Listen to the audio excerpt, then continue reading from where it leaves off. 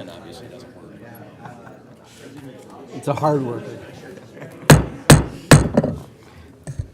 Good morning. The House Committee on Government Operations will come to order. Mr. Clerk, would you please call the roll? Chair Bagol. Here. Representatives Harris. Here. Vanderwall. Present. Fitzgerald. Here. McFall. Here. Mr. Chair, you have 5 members present, a quorum. Thank you, Mr. Clerk. Just as a reminder, we're going to be hearing testimony on a number of bills today. If anybody's interested in speaking, be sure you fill out the white card on the bench there and turn it into the clerk here. This morning, we're going to be hearing some testimony from Representative Brad Slagh. Representative? Oh, excuse me. Okay, we're going to have Representative McFall approve the minutes from October 30th without objection. So ordered. Good morning, Representative. Representative's bill this morning is going to permit a wider variety of investment options for local governments. Is that correct? That is correct. Okay, we'll proceed when you're ready, sir. Thank you. So thank you, Mr. Chairman, and members of the subcommittee for giving me a few minutes to talk to you about this morning. With me, I have John Globinski from the Grand Rapids, who is the Grand Rapids City Treasurer, and he's going to provide more specifics and more details. I'm the top level stuff. He knows all of the ins and outs.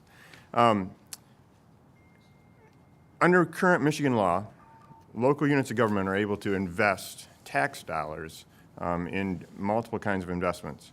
However, the investments that are allowed are mainly limited to U.S. bonds, investments backed by the state or local governments, bank savings accounts, bank CDs, that kind of thing, which all have typically a fairly low interest rate.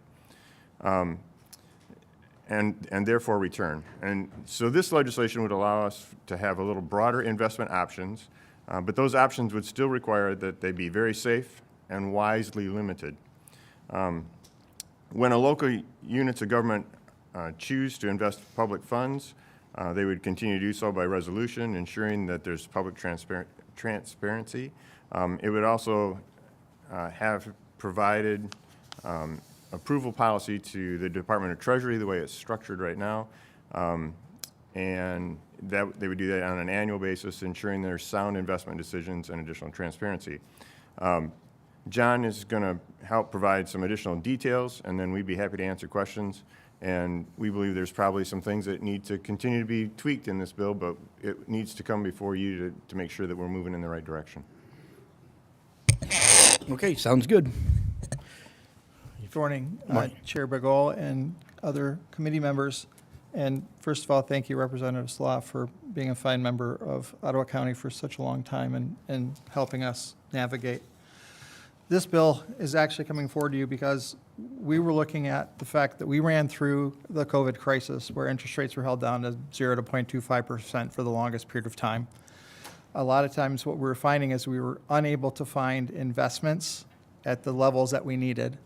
And so we typically were structured as being in an area where we needed to focus on how can we get our reserve funds invested wisely to earn an appropriate rate of return and have the safety and security, which is our highest priority because we focus on safety, liquidity, and yield in that order.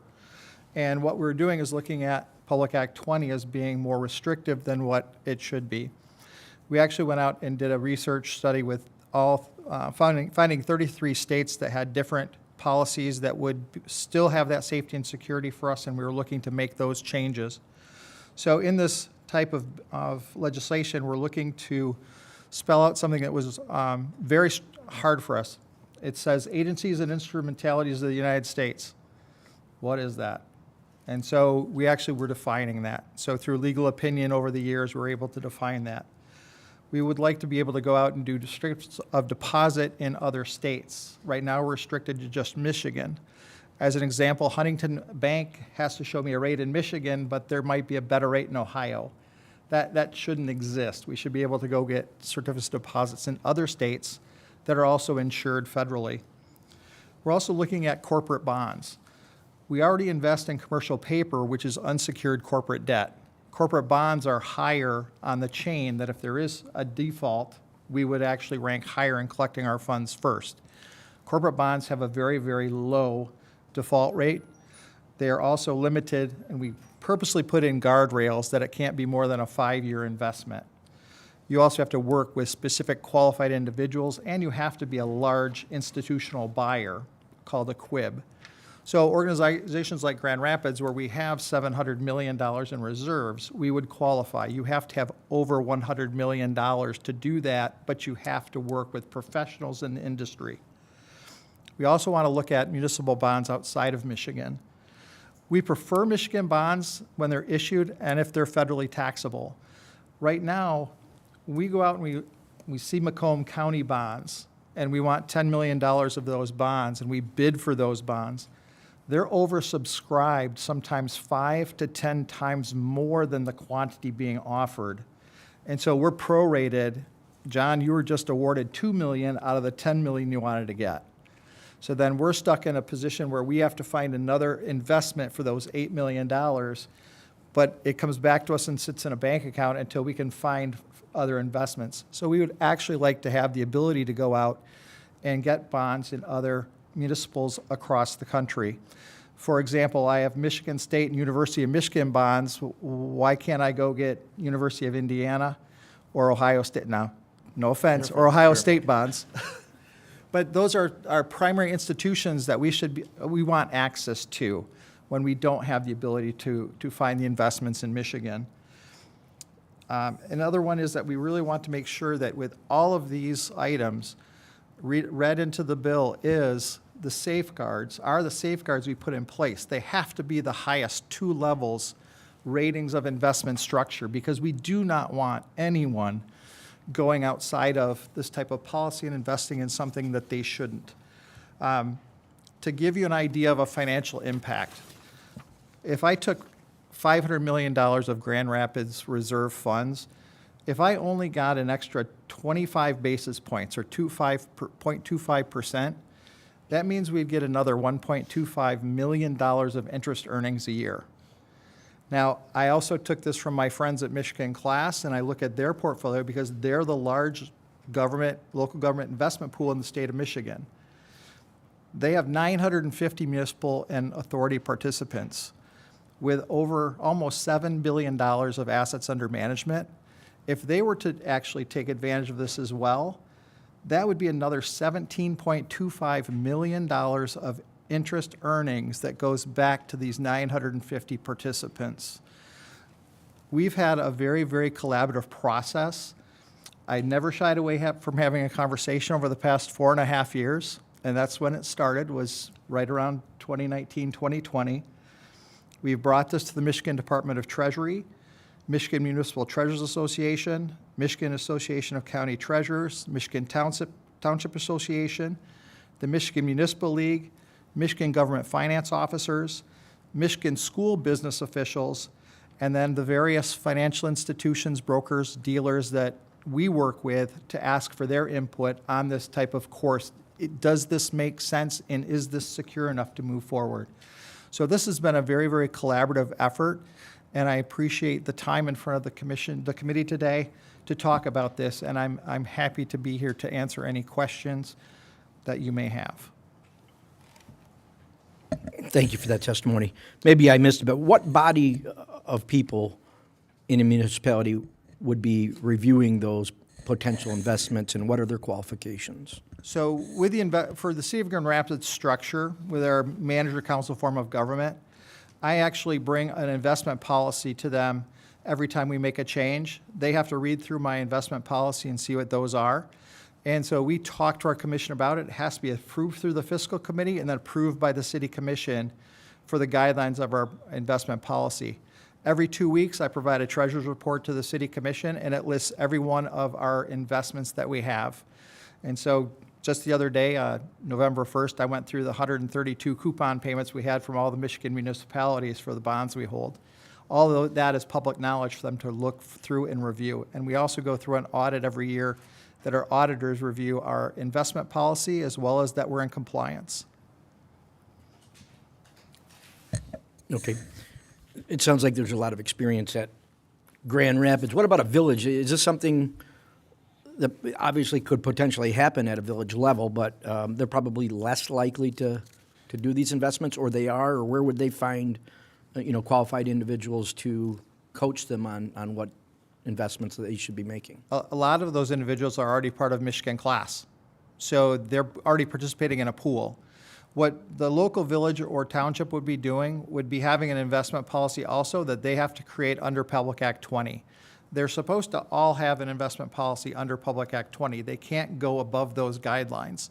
So I would envision a smaller village or township is going to say, all we want to do is municipal bonds in the state of Michigan, our bank accounts, our certificates of deposits, and that's all we want to structure. So the local unit can structure how restrictive they wish to be. They just can't go above Public Act 20. And all the education that we do, we talk to people about not going outside of what you know. And so we provide a lot of training through the Michigan Municipal Treasurers Association and through our other organizations to qualify people to get a certified public funds investment manager type training that's available to everyone. We offer it at least twice a year through the MMTA, and I know that other organizations do. So this is a constant in our educational background and process, and definitely with the different people that are out there, your banks, your investment managers, parties like Michigan Class, and your professional network, we talk about this all the time. We don't want to see anyone get into a position where they should not be. At a time like this, I would not advise any municipality to go into callable bonds 100%. That just isn't right. You're too stuck. And so it's having this network of professional development and also communication back and forth that we offer our assistants to have those communications. Thank you. Under this proposal, would Bitcoin? Not at all. Not at all? Not at all. Anything that's cryptocurrency is 100% prevented. No assets like gold, silver, things that are commodities, that's all restricted by Public Act 20 already. Okay. All right. Representative Vanderwall. Thank you, Mr. Chair, and thank both of you for bringing this forward. And just to touch a little bit deeper with the question that was asked by the chair, when we get into some of our smaller communities, a lot of them have a part-time treasurer, and I understand some of the safety measures that you say are put in place, but a part-time treasurer, a lot of times they have a board or a council that is also part-time. I guess I would worry about, in some cases, them being taken advantage on what they're talked into investing, et cetera. So that's kind of a little bit further of an answer on that. And then to finish up, there's several ratings. I believe there's AA and then there's higher. And I see in the bill it states, rating of A or better. And I guess my concern is if we lower it to A, if we went to the top couple tiers, I think in most cases they're pretty secure and there's little chance of failure. But when you start getting down in the lower, I guess I'd like your solution or your comments on that if you could help me out. Sure. And I'll start with your last point with the level A type of investment versus higher. The level A relates to corporate bonds and corporate debt, and so we're actually using qualified advisors. The level A has less, if I remember right, less than a 0.1% failure rate. So the default rate is very low, but in that portion of the process, you're also working with other professionals to make sure that you're placing your money in the right thing that's sound. We can always ask for default risk on a specific type of security. And then again, I'm also going to make a different choice too, because I'm keeping my eyes to the market as to whether that company is one I really want to place my money in, or do I want to place it in something like Caterpillar that's really strong for us in the past, or Johnson & Johnson, other ones that are there. It also helps me navigate some of the political minefields. If that company is somehow connected to the opioid crisis or something else, I can move my monies to a different secure investment. When it comes to your smaller part-time treasurers and part-time counsels, we would never want them to go into something they shouldn't. Again, I think that with the part-time treasurer and counsel, they're more wanting to see their money in their local bank, their local credit union, the certificates deposit in their community, as opposed to going outright and looking to purchase a Michigan municipal bond. A lot of us are encouraging them, if they want to go that route, they should be contacting Michigan Class and starting off in a local government investment pool to then gain the knowledge before they try to broaden their policy to such a level to do even further investing. And so that's why we're trying to get out to everybody. We want you to walk with us, talk to the folks that are experienced. Start with your county. If I'm a local village or township, I should be having that conversation with my county treasurer as well. They're a great resource to help direct you in different areas and to get resources to you. We never want to see anyone take a leap out of faith that, oh, invest in this real estate investment company when your chance of losing money could be far greater than anything else we have. Representative McFall. Thank you, Chair. And thank you for bringing this forward. I have two questions. One, how many other states are doing something similar? And two, oh, shoot, I forgot my other question. Do you know how many other states are doing it, though? Are doing which? I'm sorry. Like that have where you can invest in other states and do in all of these other things, or would Michigan be the There first? are a minimum of 33 other states that do this. Oh, okay. That have this ability. I Yeah. mean, we worked with one of our other investment advisors at the time, PFM Asset Management, who came back with a complete listing of all the states that fall into the categories that we're looking at. How many could buy the municipal bonds in other states? How many could do corporate bonds? How many could do the same type of activity? What we're doing is saying, how can we, they're successful, so how can we pattern ourselves after their success? I just remembered my other question. So, my other question was, do we know why, in the original legislation, that the restrictions were there? Was there a reason for that? Most definitely. There were misdeeds done on several levels, and so when that happens, we clamp on the security and say we don't want our public tax dollars to be at risk. They were making investments that were very speculative in nature. And so, again, when we start to see that and we start to see our population impacted by bad investments, we're going to slap on as tight as we possibly can to make it very restrictive. That worked very well. But again, now we're talking about 1943 as opposed to 2025. And so different investments have changed. Our talents have changed. The availability of information has changed. We can go out and check broker licenses to see if people are valid or not, or they've had run-ins with FINRA or the SEC for the work that they do. We talk now. We have the global internet that's actually giving us all this information that we can glean and find those bad actors. But we really want to go into this looking at, we've done really well as a group of treasurers across the state of Michigan to not get into any trouble. We talk about it often, but really we want to continue our path to say, look, we also need to think of what's coming in the future. We'd like to build out our portfolios a little bit longer so that we don't get caught into a Fed pushing the rate down to 0 to 0.25%. But we also need to understand that we have a fiduciary responsibility to every one of our taxpayers in each one of our municipalities to do our best possible job. And this is what we're trying to do is do our best possible job to earn a little bit higher interest rate and secure investments and protecting all the taxpayer dollars.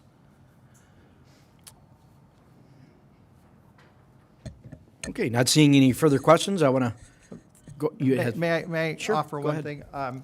Late yesterday, we did get the legislative analysis of this bill.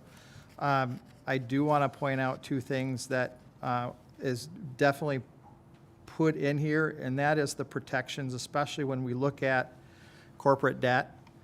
the second bullet point under new authorized investments, it specifically says that you have to be a qualified institutional buyer when it comes to the corporate debt.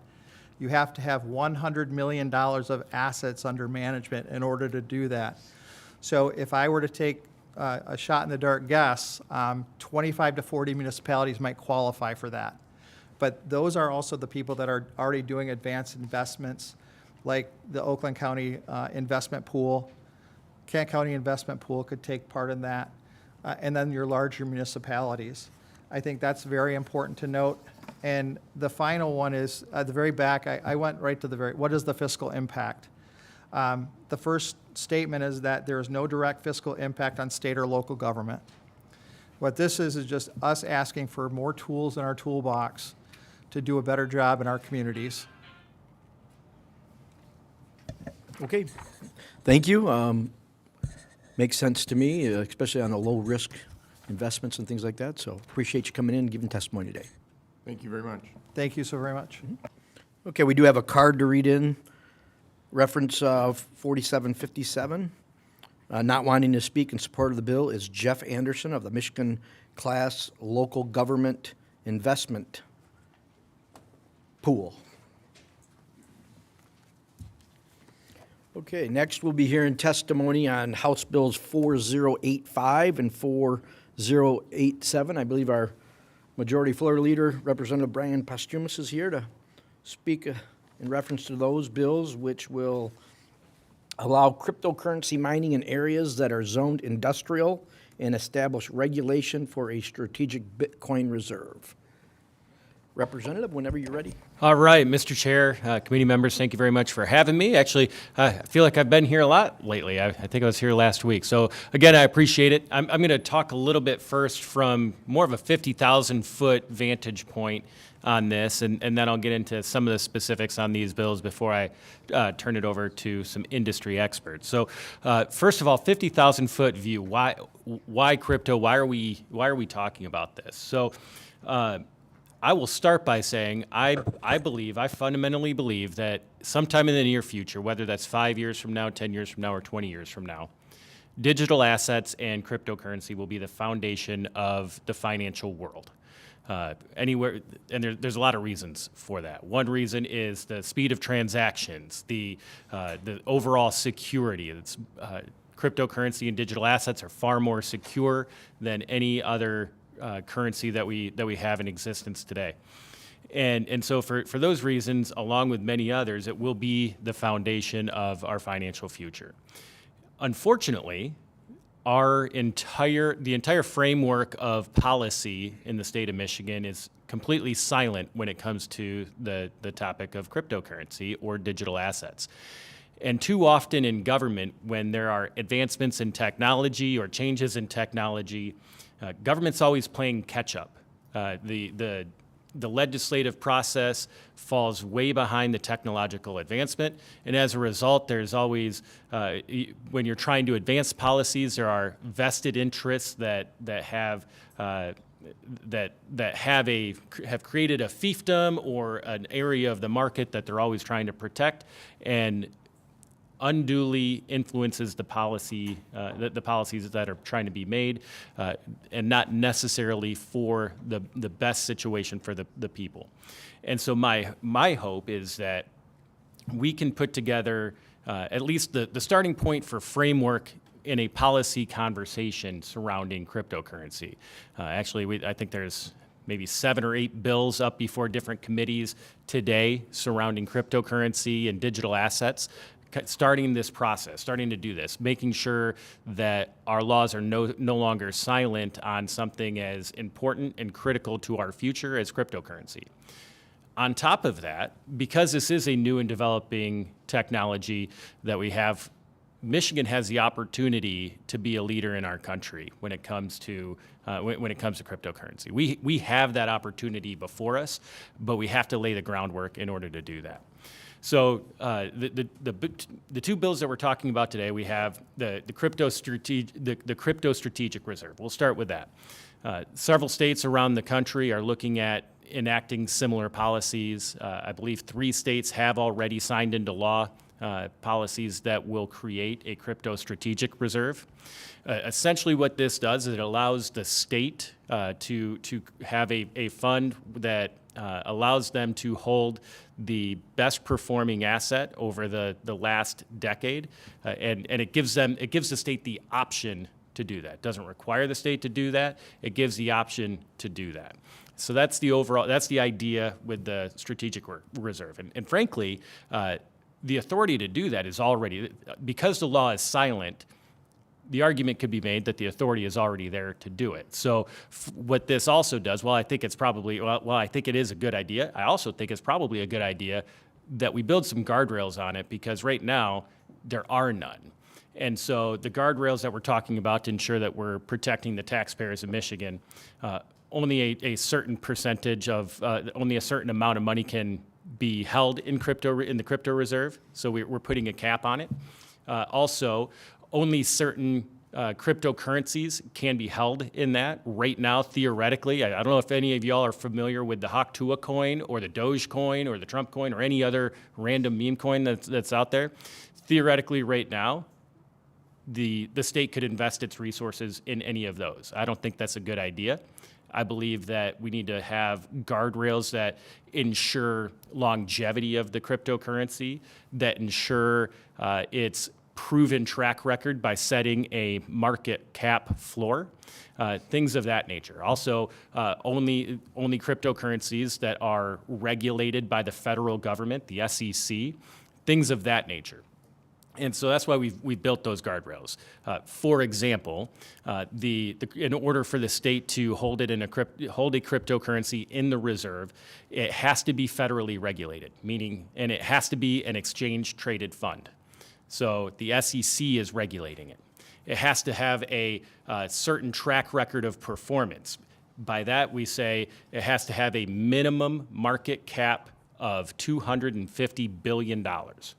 Right now, there are only 2 cryptocurrencies in existence out of the probably millions of coins that have been created that meet that threshold. Those are Bitcoin and Ethereum. And so we wanted to make sure that we're building the guardrails. So that's the pension fund, or I'm sorry, that's the strategic fund. Now, if you, on the other bill that we're talking about, and again, we're going to have other people testifying on this, but just real quick on it, we want to make sure that Michigan is a leader in the enterprise of cryptocurrency, in the industry. Making it a hospitable environment for cryptocurrency miners and that sort of dynamic. So we wanted to make sure that industrially zoned areas in the state of Michigan cannot regulate cryptocurrency more heavily than they do any other industry. So we want to make sure to some of the experts on this. Thank you, Representative. If I understand correctly, the state does not currently have any investment in cryptocurrency, correct? The state does not currently have any investment of tax dollars in it. The state is, however, one of the largest, the state pension fund, at the discretion of the state, is one of the largest holders of Ethereum in the world. That's right. And because there's no thing to prohibit that, they're able to do that. Correct. Has the treasurer expressed any interest in possibly taking advantage of this? So the treasurer is the current treasurer is the one that has invested the pension fund, our pension fund dollars into cryptocurrency, and actually one of the bills that we're talking about in another committee builds out the same or very similar guardrails as what we're talking about for the crypto reserve. So it's very similar. There's very similar bills. We've been in communication back and forth with the department and with the treasurer, working with them to figure out, all right, what is the best way to go forward? Our Treasury Department is very interested and involved in cryptocurrency, and they understand that dynamic. So right now, my understanding is they're neutral on this bill specifically, but they're very interested in how that policy shapes up, and we're working very closely with them. Okay, thank you. I don't see any questions for you. Okay. So Thank you. looks like we have a couple other people here who would like to provide some information in reference to these bills. Gentlemen, if you want to make your way up to the table together. First, we have Tom McCarthy of Satoshi Action, And we have Kevin Wysocki of Anchorage Digital. Did I pronounce your names correctly? Okay. Whoever'd like to go first, go ahead and proceed. Chairman and other members of the committee, thank you for holding this hearing today and for inviting me to testify. My name is Kevin Wysocki, and I'm the head of policy at Anchorage Digital, institutional crypto platform that is home to Anchorage Digital Bank, America's first and only federally regulated digital asset bank. The bank is regulated by the United States Office of the Comptroller of the Currency. It provides secure digital asset custody related to services such as settlement and staking, and serves over 1,000 institutional clients. Today, the bank safeguards tens of billions of dollars in digital assets for investors, asset managers, and sovereign wealth funds. Our bank has spent tens of millions of dollars to comply with all applicable laws, including the Bank Secrecy Act. In addition to our bank custody services, Anchorage Digital also provides self-custody solutions, or a self-custody solution called Porto. At Anchorage Digital, security is in our DNA. We were founded by 2 security engineers in 2017. We use military-grade encryption to protect and secure customers' digital assets. Our bank custody technology keeps clients' cryptographic keys offline using air-gapped hardware security modules. Clients retain secure access to move assets once users are authenticated and a quorum-based organizational approvals are met. Assets are held in segregated accounts and are never commingled or rehypothecated. Our self-custody solution, Porto, is powered by the same core hardware security module technology and gives clients the ability to secure and decrypt their keys, or decrypt their private keys. I am pleased to be here today to talk about House Bill 4087. If enacted, this legislation would effectively create 2 Michigan strategic crypto reserves composed of either spot cryptocurrencies such as Bitcoin or Ether, or exchange-traded products like a Bitcoin ETF. Specifically, this important legislation would authorize the state treasurer to invest up to 10% of available funds in the state's general fund and the countercyclical budget and economic stabilization fund. The bill provides 2 options for the custody of spot digital assets, something that is called a secure custody solution, which is a self-custody solution, or a qualified custodian, such as a bank. The custody provisions of this bill are of particular importance because cryptocurrencies are bearer assets. Functionally, this means that if the assets are stolen or misappropriated, they are very difficult to claw back, much like lost or stolen cash. The bill allows the treasurer to rely on regulated qualified custodians to provide custody, though additional due diligence will be necessary because not all qualified custodians have equivalent client protections. The bill also ensures that the secure custody solution provision is technology neutral, allowing for advancements in self-custody over time. For additional context, Michigan is not alone in considering strategic crypto reserve legislation. New Hampshire, Arizona, and Texas have already enacted similar legislation into law, and at the federal level, the president has signed an executive order to establish both a strategic Bitcoin reserve and a U.S. digital asset stockpile. Thank you again for inviting me today, and I look forward to answering any of your questions. I don't see any questions for you. Go ahead and proceed. Thank you, Mr. Chair and the Government Operations Committee. I appreciate the opportunity to testify today in support of House Bill 4085 and 4087, which together advance Michigan's leadership in digital asset innovation by streamlining zoning for mining operations and integrating state finances with high-quality digital asset investments. My name is Thomas McCarthy, and I work at Satoshi Action Fund. We are a consumer and innovation-focused nonprofit organization dedicated to promoting education and advocacy for Bitcoin and digital assets at the state and federal level. Bitcoin and digital assets represent the next frontier of financial and technological innovation. Digital assets have grown from a niche experiment to a multi-trillion-dollar industry that offers new economic opportunities. Satoshi Action Fund strongly supports HB 4085 and 4087 because they protect users of Bitcoin and blockchain technology from discriminatory treatment, and this allows Michigan to attract investment and build a resilient economy powered by technological innovation. Focusing first on HB 4085, this bill, which has passed into law in multiple states, amends Michigan's Zoning Enabling Act by codifying digital asset mining as permitted use in industrial zones. Digital asset mining involves using electricity to power computers that secures the Bitcoin blockchain by verifying transactions and maintaining network integrity. Bitcoin mining can act as a flexible load by providing interruptible demand that enables rapid curtailment to reduce consumption during shortages. In simple terms, this enhances grid stability and strengthens resiliency by keeping an equilibrium between supply and demand.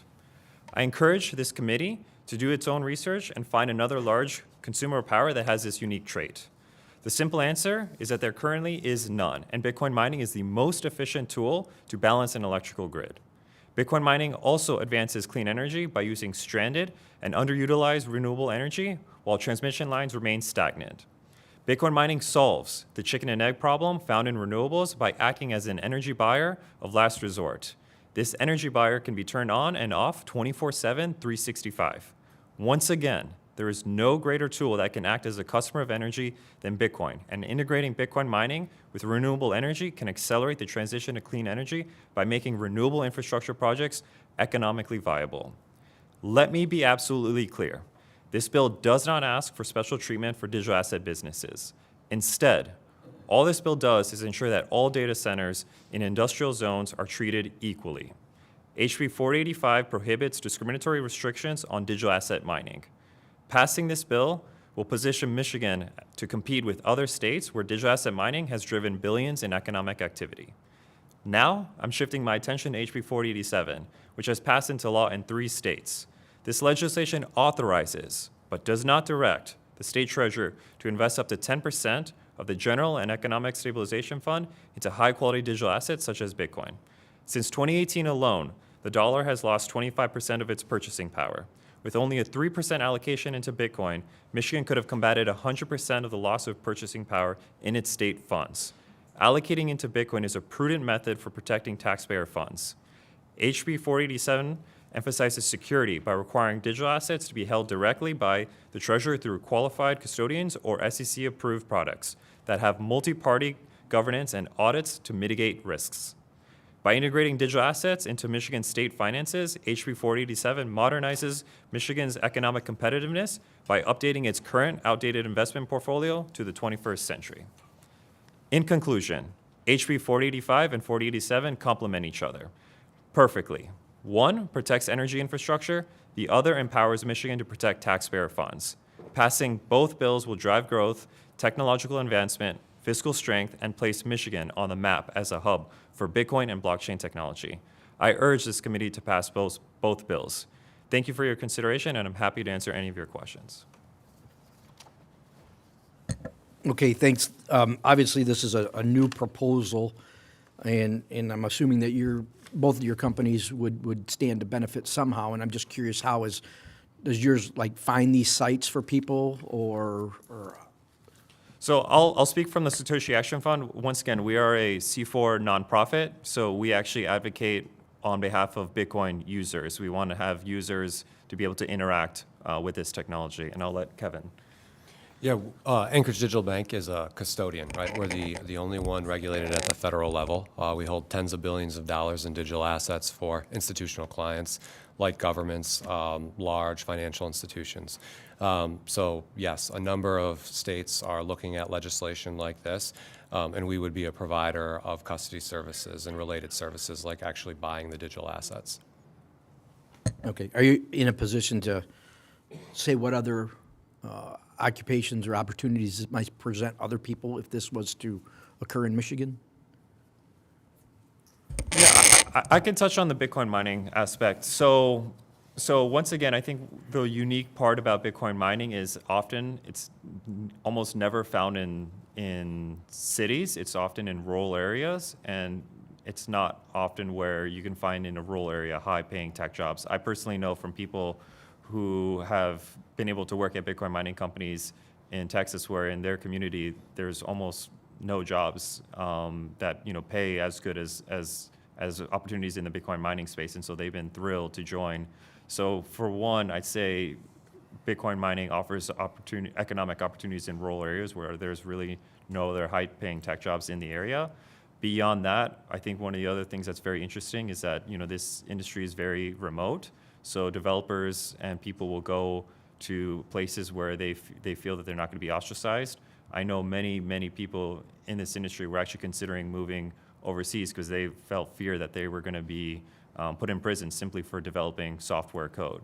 Fortunately, now now there's no fear to move overseas, but now it's a matter of states competing with each other to set up friendly jurisdictions to attract entrepreneurs to build businesses.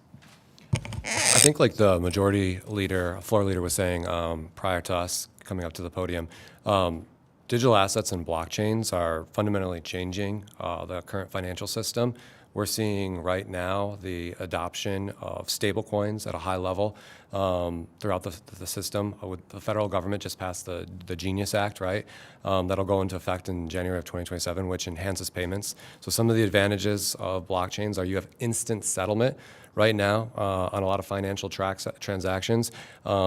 Maybe Venmo, maybe PayPal, maybe another payment provider fronts that money, but the money that you paid into it doesn't actually get to the person you're paying right away.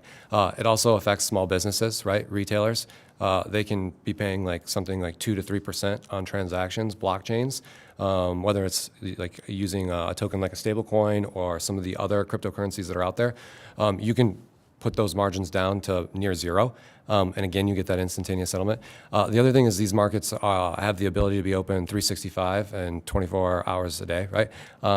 Which right now sometimes there are limits on some of these markets. So there are a number of advantages. Also, I'll bring this up. I know a lot of people are concerned about national security and blockchains and things like that.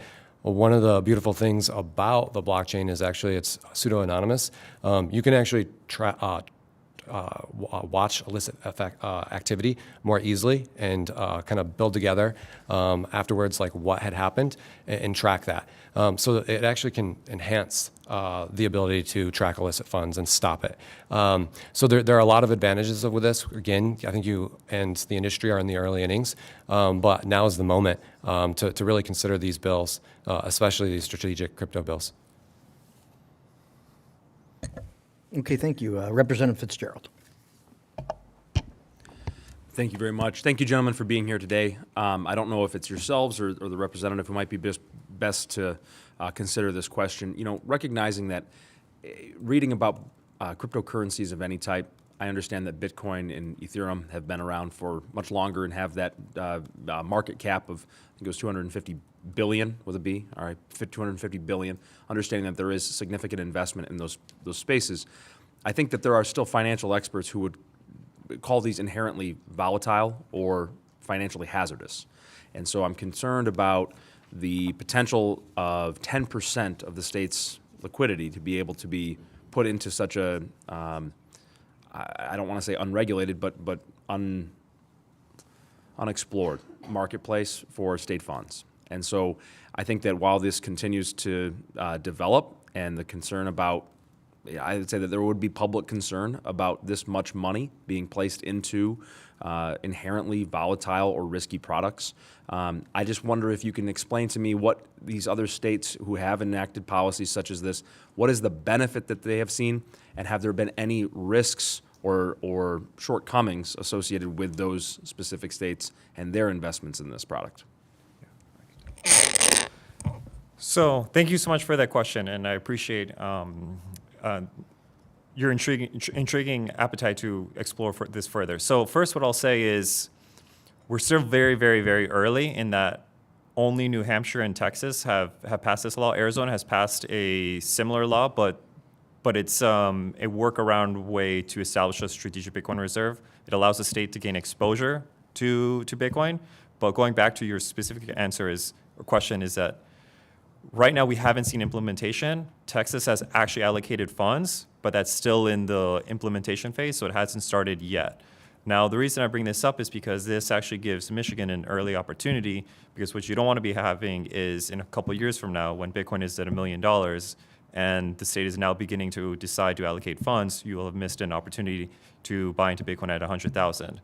Now, I understand there's concerns in terms of volatility. People always bring up volatility as a point of concern. What I will counter and say, Bitcoin in the short term is volatile, but over the long term has consistently proven to itself to be the best performing asset over the last 15 years. There's no other asset that even comes close to the returns of Bitcoin. What I'll also say is that a lot of people focus on the big swings, But where I usually like to focus is more on how Bitcoin consistently makes lower highs. So every year consistently, its lowest price point keeps going up and up and up throughout the years. There's really only been 1 year that made a lower low compared to the previous year. So I would say instead of focusing on the short term, focus on the long term. Conversely, if you were to hold dollars, yes, you're going to, in the short term, you're not going to be facing volatility, but you are guaranteed to lose value in the long term. And that's what we're trying to do is focus on the long term and protect Michigan's taxpayer funds to grow in the long term. I don't know if there's anything else you want to add. Yeah, Rep. Fitzgerald, I think you bring up an important point. All assets have risks associated with them, right? I think one of the panelists earlier that was up here was talking about interest rate risk, right, and planning for the long term. We saw in 2023 3 banks fail and a number of other banks struggle in this country because they didn't anticipate interest rates going up. The Federal Reserve actually had to create a fund to unload those assets from these banks, right?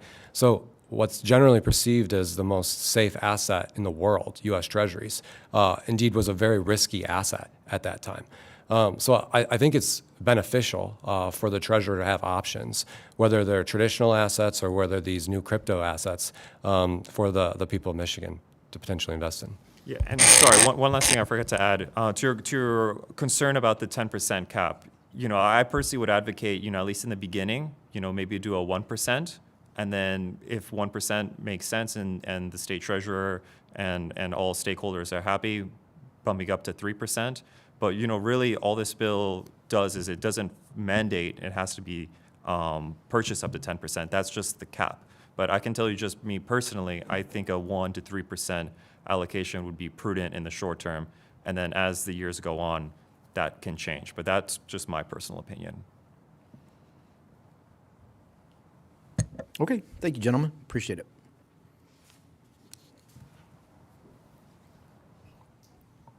Thanks for your testimony. Okay, next we're going to hear from Judy Allen of the Michigan Township Association, wishing to speak in opposition of the bill.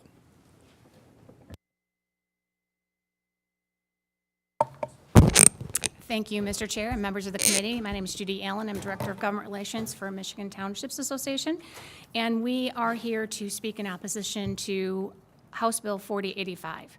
I know the 2 previous speakers spoke to 2 bills. I am only speaking to House Bill 4085. This is a preemption of local authority, and it proposes to create a one-size-fits-all approach for one specific land use. Local units, when we create our zoning ordinances, we create standards that we have to apply those standards across the board. If an application comes in and it meets those standards, we have to grant that special land use permit. A local unit can create different standards within a specific industrial zone. For example, several zoning ordinances for industrial, you might have heavy and light. You might have light manufacturing, regular manufacturing, and heavy manufacturing. So just because it's an industrial zone doesn't mean that a local unit would not have different zones within that industrial zone. So again, this just, it says, creates for industrial. And I want to clarify that we cannot regulate any differently if you had a company A that was located in a specific, say, light industrial zone, and company B comes in. Those standards for that light industrial zone have to apply across to both of them. We can't pick and choose and say, okay, company A, you have to follow this level, and company B, you follow this level. That is not what we can do. And additionally, like I said, there are different types. The simplest is the light industrial, heavy industrial, but we have some of our municipalities that have maybe 4 or 5 different types of industrial zones in their industrial zoning ordinances. Again, I can't stress enough that we cannot treat them differently than other properties located within that specific area. If they meet the standards, we have to approve. There are also some additional concerns we have with the bill as introduced, in addition to this creates one size fits all, is that in subsection 1, there's term use, special land use, or conditional use. We're uncertain what conditional use means. Old laws used to have that in, but that now we don't refer to it as conditional use, so we're uncertain what that means. Subsection 2 specifically says a local unit cannot specify standards, or, excuse me, we're saying we cannot specify standards that are different. And again, I go back to that example because they specifically in subsection 2 refer to decibels. So if you have business A and business B and business C located in that specific industrial zone and there's decibel levels, that would be applicable to all of them. We can't pick and choose what that decibel level is going to be for that specific zoned area. We would have that in that zoning ordinance. Another concern with subsection 2 is it is not limited to industrial zones. For example, it simply states that, actually I'm going to get the bill out to make sure I'm saying it correctly. It states the specific limit on decibels generated from digital mining other than any applicable limits set for sound pollution that apply to industrial zones. It doesn't say it's limited to industrial zones. Basically, it's saying whatever your decibels would be here, if you wanted to locate one of these operations in a residential or agricultural, your decibel levels would have to be applicable from that industrial zone. So that creates a very, very big difference. I will say with subsection 3, that's what we're required to do under the law. I mean, we are required to treat businesses the same. This just limits it to 2 specific types of industrial uses. So again, I'll just wrap up and say with a special land use, there's a process in place. You review that application and what they're doing. You look at, and again, these businesses are different, whether it's a data center or Bitcoining, those are very similar. But even what they do within that building, do they cool with, do they use air cooling with fans? Do they use the water cooling system? And so I just say that, we have to review that application. We have to review what they're doing at that location. And we also, when you have a special land use permit, we have a public hearing. Under this bill, you would eliminate that transparency. You would eliminate that public hearing process. This just says it's a permitted use. I go to that local unit and they have to do this. It does not give the public any input on what is coming into their community, and they don't know about it. So we're just asking, we don't think this bill is needed under the zoning law currently in terms of treating things differently. Under section 207, you have to allow a specific land use within your jurisdiction unless you can indicate that it's deemed unnecessary. So we don't think this is needed. Again, if you have an industrial zone and you have the standards in place, it's going to apply to everybody who applies for a special land use permit within that zone. I'm happy to answer any questions. Okay. Thank you, Mrs. Allen. Thank you. Appreciate your testimony today. Okay, I do have a couple cards to read in.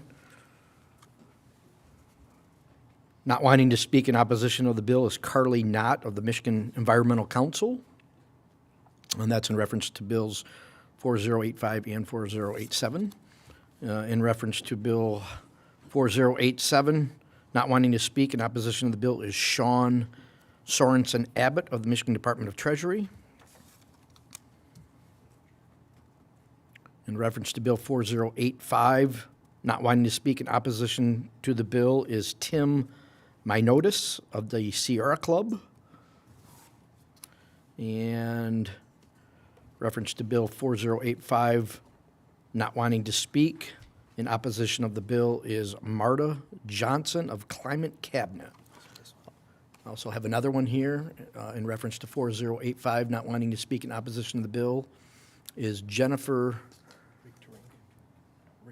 Richterink, sorry, the Michigan Municipal League.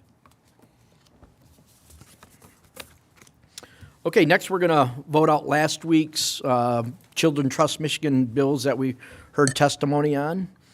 Vice Chair Harris moves to report House Bill 4805 with recommendation. Mr. Clerk, will you please call the roll? On the motion to report House Bill 4805 with recommendation, Chair Bagol. Yes. Representatives Harris. Yes. Vanderwall. Yes. Fitzgerald. Yes. McFall. Yes. Mr. Chair, you have 5 yeas, no nays, no pass. The motion prevails. Thank you. House Bill 4805 is reported with recommendation. Next, Representative Vanderwall moves to report House Bill 4806 with recommendation. Mr. Clerk, would you please call the roll?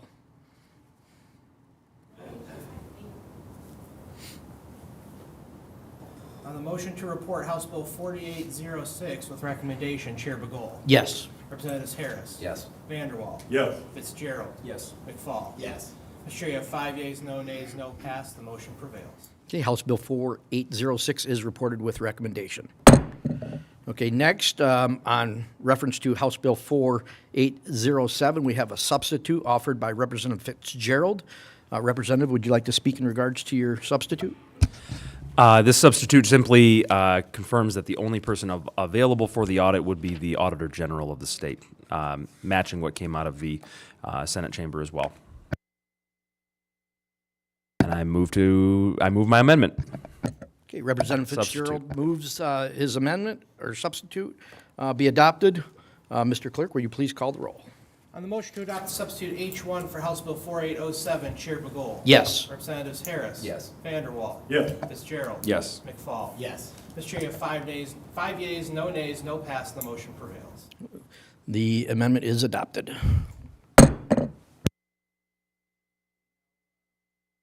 Representative Fitzgerald moves to report House Bill 4807 with recommendation. Will the clerk please call the roll? On the motion to report House Bill 4807 as substitute H1 with recommendation, Chair Bagol. Yes. Representatives Harris. Yes. Vanderwall. Yes. Fitzgerald. Yes. McFall. Yes. Mr. Chair, you have 5 yeas, no nays, no pass. The motion prevails. Okay, House Bill 4807 is reported with recommendation as substituted. And finally, Vice Chair Harris moves to report House Bill 4808 with recommendation. Mr. Clerk, would you please call the roll? On the motion to report House Bill 4808 with recommendation, Chair Bagol. Yes. Representatives Harris. Yes. Vanderwall. Yes. Fitzgerald. Yes. McFall. Yes. Mr. Chair, you have 5 yeas, no nays, no pass. The motion prevails. Okay, House Bill 4808 is reported with recommendation. Okay, now we're going to take up under any other business provision on our agenda for today, the items Senate Bill 349 and Senate Bill 350. These are Senator Pohanky's bills, which provide for an opt-out of the workforce readiness assessment. Vice Chair Harris moves to report Senate Bill 349 with recommendation that it be referred to the Committee on Education and Workforce. Mr. Clerk, will you please call the roll? On the motion to report Senate Bill 349 with recommendation to be referred to Education and Workforce, Chair Bagol. Yes. Representatives Harris. Yes. Vanderwall. Yes. Fitzgerald. Yes. McFall. Yes. Mr. Chair, you have 5 yeas, no nays, no pass. The motion prevails. Okay, Senate Bill 349 is referred to the Committee on Education and Workforce Development. Okay, Representative Vanderwall moves to report Senate Bill 350 with recommendation that be referred to the Committee on Education and Workforce. Mr. Clerk, will you please call the roll? On the motion to report Senate Bill 350 with recommendation to be referred to Education and Workforce, Chair Bagol. Yes. Representatives Harris. Yes. Vanderwall. Yes. Fitzgerald. Yes. McFall. Yes. Mr. Chair, you have 5 yeas, no nays, no pass. The motion prevails. Okay, Senate Bill 350 is referred to the Committee on Education and Workforce Development. There being no further business before the committee will stand adjourned.